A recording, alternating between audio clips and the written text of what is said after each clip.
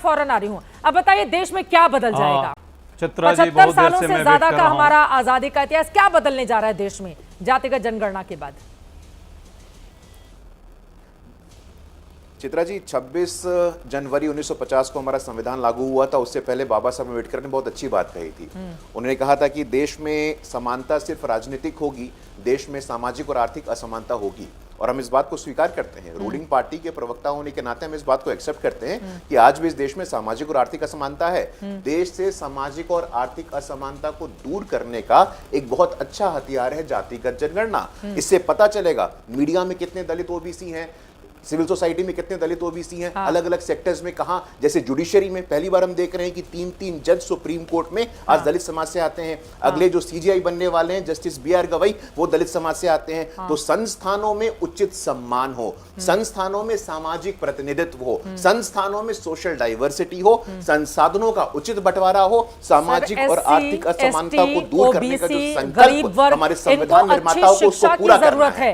इनको राजनीति का टूल किट बताने की जरूरत नहीं है निश्चित रूप से कि यहाँ पर कितने लोग हैं, कितनी जातियों के आधार पर हैं। आप अच्छी शिक्षा देंगे, वो बच्चे कंपटीशन में हिस्सा लेंगे, वो आएंगे बड़े पदों पर।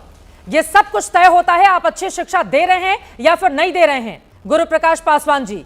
और मैं तो हैरान होती हूँ, आजाद भारत का इतना साल बीत गया और आज भी अगर गरीबी उस तरह से कायम है तो किसी भी सरकार को शर्म आनी चाहिए इस बाबत। अजय जी, ये बातें आप पर भी उतनी ही लागू होती हैं।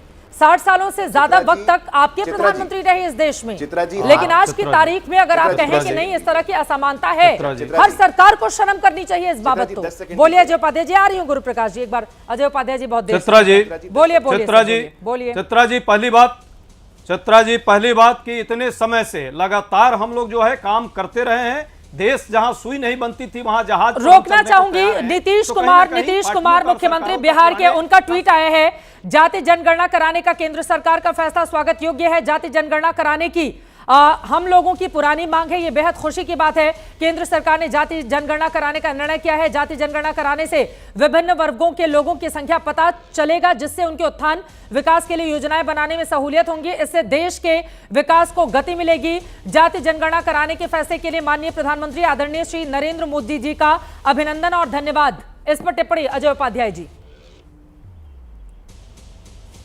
जी, पहली बात की नीतीश कुमार जी ठीक है, नीतीश कुमार को यदि बधाई लेना है तो स्वीकारना चाहिए उन्हें। पर सच्चाई है कि ये 11 साल तक ये सरकार जो अभी अचानक कल रात से गाना गाना लगी, लगता है रात अंबेडकर साहब इन लोगों के सपने में आ गए थे अमित शाह जी के, और अचानक जो है ये निर्णय नहीं है। ये निर्णय जाती हुई सरकार की कहीं ना कहीं बौखलाहट है। उन्हें पता है कि अब सरकार उनकी जा रही है।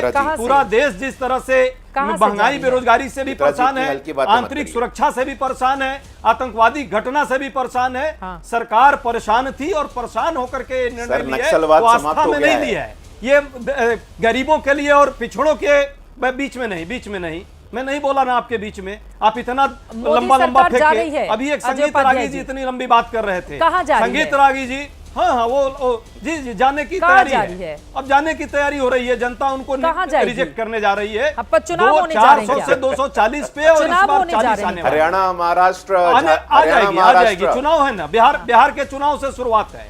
बीच में हरियाणा और महाराष्ट्र में क्या हुआ, डिस्टर्ब करेंगे, कैसे बात पूरी करूंगा। बोलिए संगीत रागी जी, अरे भाई बीच आप बोलिएगा कि जा रही है, नहीं बोल रहा था। आप इतना बौखलाए हुए हैं, चारों देखिए बौखला गए। ये सारे लोग पानी पी करके जातीय जनगणना के विरुद्ध में बोल रहे थे।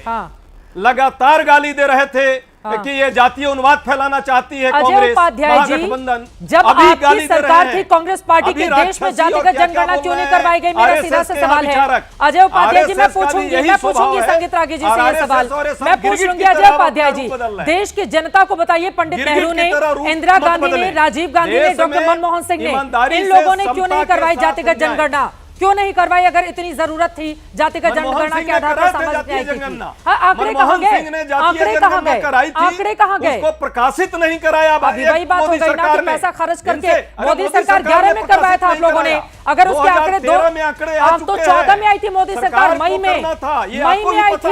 आई थी। कब आए थे? 2013 में आंकड़े कब आए थे? 2013 में आंकड़े कब आए थे? चित्रा जी, आपको पता है 13 में आंकड़े आ गए थे। कब आए थे? सरकार 11 साल तक उस पे बैठी रही। 2013 में उसको नहीं आंकड़े कब प्रकाशित आए करना थे? चाहती थी। 2013 में आंकड़े सामाजिक कब आए न्याय थे? से कौन लेना से देना महीने नहीं में? है। कौन अब से महीने में? सियासत है, अब राजनीति है, अब सरकार जा रही है, इसलिए बौखलाहट में 2013 में आंकड़े आए, एक साल तक आपकी 14 तक सरकार रही, मोदी सरकार तो मई में बनी थी ना 2014 में। आप लोगों ने क्यों, जिस पर इतना पैसा खर्च किया था, वो आंकड़े छिपाकर क्यों बैठ गई कांग्रेस?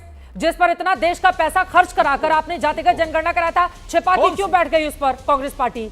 नहीं, कभी नहीं, हाँ। कभी नहीं सर, ये भाजपा बैठी थी, ये गलत है। आपको 13 में रिपोर्ट नहीं है किसकी इसका सरकार मतलब। थी? 2013 में रिपोर्ट आई थी, और 13 के बाद इनको किसकी सिर्फ सरकार रिलीज थी? करना था, 2013 में इन्हें सरकार प्रकाशित किसकी करना थी? था। 2013 में गलत किसकी सरकार गलत थी? चित्रा जी, 2013 में 13 किसकी के सरकार बाद थी? अंतिम समय और में कर्नाटका का क्या मई हुआ? जून में इनको कर्नाटक में नहीं, करवाया, उसकी भी रिपोर्ट छिपा पैसे के बैठ उसको गए आप फंडिंग लोग। करने थे। ठीक है, ठीक है।